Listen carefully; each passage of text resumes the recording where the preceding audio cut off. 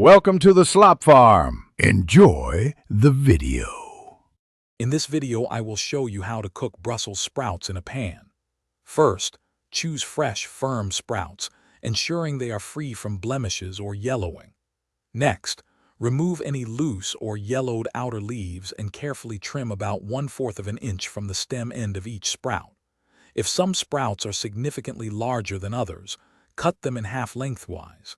This allows them to cook evenly and caramelize beautifully. Rinse them thoroughly under cool water and pat them completely dry with a clean towel, as excess moisture prevents proper browning.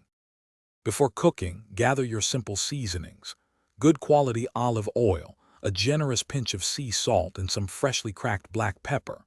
Select a large, heavy-bottomed pan, like cast iron or a durable stainless steel skillet, which will distribute heat evenly.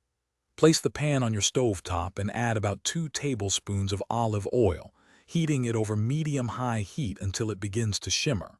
It is crucial not to overcrowd the pan, so cook the sprouts in batches if necessary, allowing each one sufficient space to sear effectively. Once your pan and oil are hot, carefully add the dried Brussels sprouts to the pan, arranging them in a single layer with the cut side facing down. This direct contact with the hot pan is essential for developing a deep, golden brown crust and a sweet, caramelized flavor. Let them sear undisturbed for approximately 4 to 5 minutes. Do not stir them during this initial phase.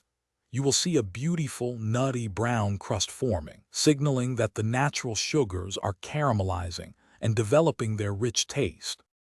After the initial sear, stir the sprouts, tossing them to expose different sides to the heat. Continue cooking them for another 5 to 7 minutes, stirring occasionally until they are tender crisp and nicely browned all over. Next, pour in about 1/4 of a cup of water or vegetable broth, which will create steam.